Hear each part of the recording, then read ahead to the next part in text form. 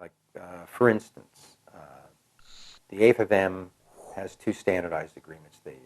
Actually, it's one agreement, but it's two, I guess, two versions for live entertainment. They have the 3-year agreement and they have a 5-year agreement.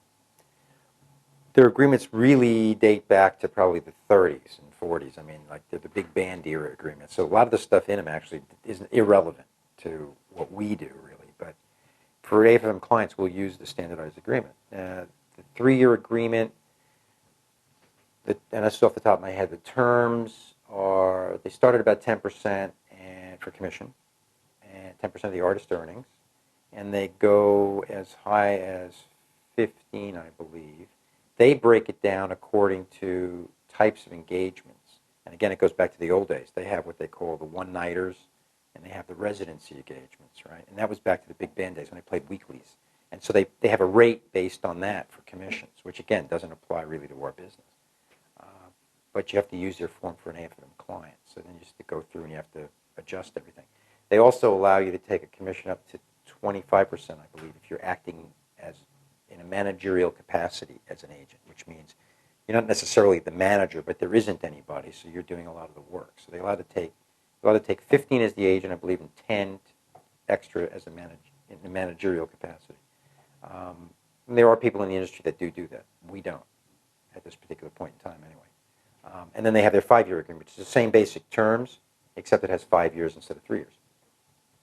As far as a regular, non-AFM agreement goes, it's really open to negotiation. I tend to go with the 5-year agreement for new artists for this company, strictly because there's a lot of time that you have to put in to develop a career and the time, and it takes, in today's world with the release of product being what it is. I mean, years ago, in the 60s and early 70s, people were releasing products every 9 months or every year. Now they release a product every 3 years. So in 5 years, you're lucky if you get 2 albums.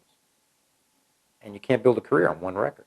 So I go with the 5, and I tailored it after the AFM agreement, basically, and said, it's 5 years, basic terms, and commission rates depend on the type of artist it is. And, if it's a new established artist or a new artist, or whether it's an established artist, et cetera. And the other terms, there's pages of legal boilerplate, basically. There's really not much else. It's the territory, which I tend to go worldwide with most of my clients. But you can go whatever, U.S. and Canada, Europe, South America. I have a few clients that represent everywhere but Europe, or everywhere but the U.K. A lot of them worldwide. So there's the territory, there's the commission rate, there's the length of time. And those are your basic points. And then after that, it's all up in the air. Is it just live? Is it TV, as we discussed a little while ago? Is it film and television? Is it commercials? Is it merchandise?